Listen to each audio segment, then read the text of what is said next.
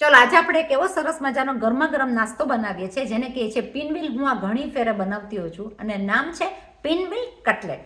પણ બહુ જ સરસ થશે, ઓછા તેલમાં, સ્વાદિષ્ટ. ચાલો મારા રસોડામાં ભેગા થઈને બનાવીએ નાસ્તો ગરમા ગરમ.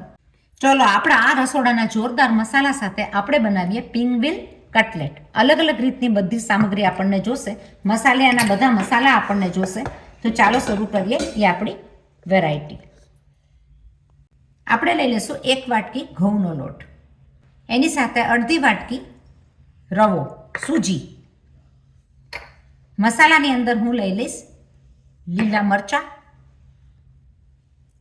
ચાટ મસાલો, બ્લેક પેપર, અજવાઈન, ચીલી ફ્લેક્સ, જીરા પાવડર, માપ પ્રમાણે ઓઇલ 1 ટીસ્પૂન. આપણે મસાલામાંથી લઈ લઈશું હળદર, માપ પ્રમાણે નિમક, થોડું એવું ધાણા જીરું. જોઈતા પ્રમાણમાં લઈ લઈશું ધાણા એટલે કોથમીર. આ બધાને મિક્સ કરીને આપણે બનાવી નાખશું કઠણ લોટ. 2 ટેબલ સ્પૂન લોટ આપણે કાઢી લઈશું અલગ, આગળ વાપરવા માટે. ચલો હવે આનો આપણે બાંધી નાખીએ કઠણ એવો લોટ. થોડું થોડું પાણી નાખી મિક્સ કરીને બાંધશું લોટ. આ ઇન્સ્ટન્ટ નાસ્તો બહુ જ સરસ લાગતો હોય છે, હેલ્ધી હોય છે અને તરત જ થઈ જતો હોય છે ઓછા તેલમાં. તો આ બનાવવામાં બહુ જ સ્વાદિષ્ટ અને બધાને ઘરમાં મનગમતો નાસ્તો આ તૈયાર થશે. તમે જોઈ શકો છો કે આપણો આ લોટ બહુ સરસ બંધાઈ ગયો છે, કઠણ પણ થઈ ગયો છે અને સરસ બંધાઈ ગયો છે. આપણે એને ઢાંકીને રાખી દઈશું 10 મિનિટ માટે. ચાલો આપણે મસાલો તૈયાર કરીએ. કચોરી જેવો સ્ટફિંગનો બહુ જ સરસ મજાનો. આની સાથેનો સ્ટફિંગનો મસાલો કરવા માટે મેં લઈ લીધા છે અહીંયા દાળિયા. દાળિયાની સાથે તમે આ ચણા હોય એ ચણામાંથી મેં બનાવી નાખ્યા છે એના દાળિયા, એના ફોતરા કાઢીને મેં લઈ લીધા દાળિયા. તમારી પાસે દાળિયા ન હોય તો તમે ચણાનો લોટ શેકીને પણ લઈ શકો. આપણે કરી નાખશું દાળિયાનો પાવડર.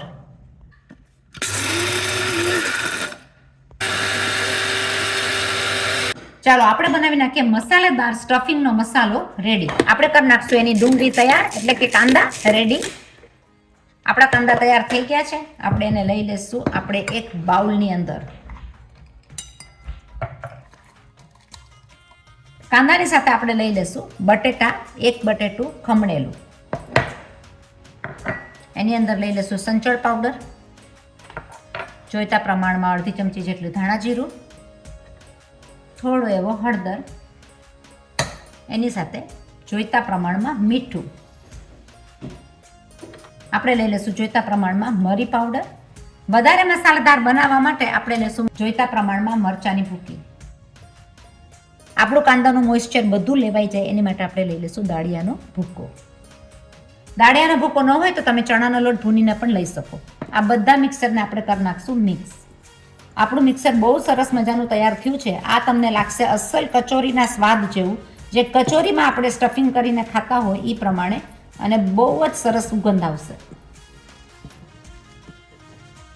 આપણો સ્ટફિંગ મસાલો એકદમ સરસ મજાનો તૈયાર થઈ ગયો છે. આ લોટ વગર વણાઈ જશે કારણ કે એની અંદર લોટની જરૂર નહીં પડે. લોટ એકદમ કઠણ બાંધેલો છે હોવાથી.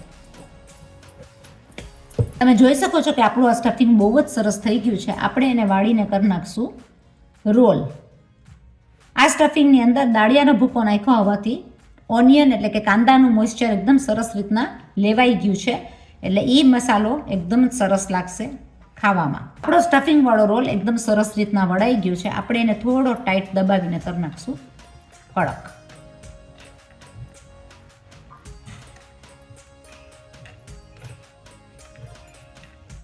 આપણે એને કરી નાખશું વચ્ચેથી કટ કરીને આપણે કરી નાખશું એના પિનવીલ જેવા પીસીસ.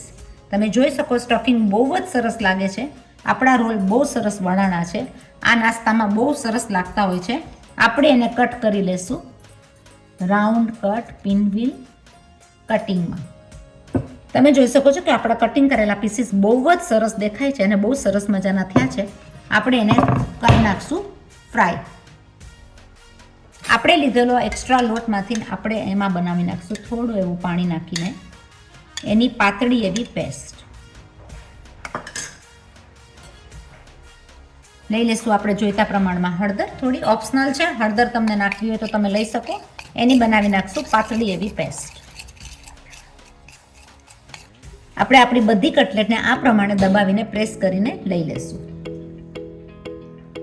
આ બનાવેલા ડોની અંદર આપણે ફોક અને સ્પૂનની મદદથી એક એક કટલેટ આ પ્રમાણે લઈને તેલમાં આપણે કરશું ફ્રાય. આની અંદર બહુ પ્રમાણમાં તેલ નહીં જાય, બહુ પ્રમાણમાં તેલ નહીં જોઈએ, તો આપણે થોડું એવું તેલ લઈને એને કરશું ફ્રાય.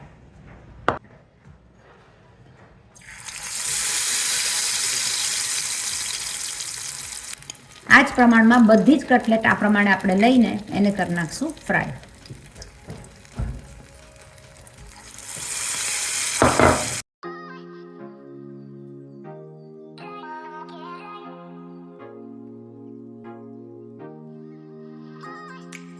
આપણે આપણી કટલેટને ફોક વડે ફેરવી નાખીશું. બહુ સરસ રીતના ગોલ્ડન બ્રાઉન થઈ ગઈ છે. બંને બાજુ આપણે આ પ્રમાણે ક્રિસ્પી કરી નાખીશું. એકદમ જ સરસ મજાનો ક્રિસ્પી નાસ્તો થઈ ગયો તૈયાર 10 મિનિટની અંદર.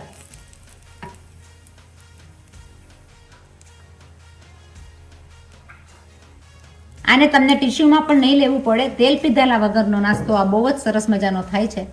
જરૂર બનાવજો. Tasty yummy pinwheel cutlet. તો જોઈ લો, આપણી આ પિંગવીલ કટલેટ બહુ જ સરસ થઈ છે. બહુ ઇઝી રીતના આપણી આ બની જતી હોય છે. ઓઇલ ફ્રી અને સરસ મજાનો નાસ્તો ગરમા ગરમ ગમે એ સમયે તમે બનાવો તો બહુ જ સરસ લાગશે. એને સોસ સાથે ખાવાની મજા જ ઓર હોય છે. જરૂર બનાવજો. સબસ્ક્રાઇબ કરો life in Australia Bina Modi. Share કરો, લાઈક કરો, કોમેન્ટ કરો અને બીજાને ફોરવર્ડ કરો. મળીએ છીએ પાછા આવી બીજી અલગ અલગ નવી રેસીપી સાથે. ત્યાં સુધી stay safe and bye bye.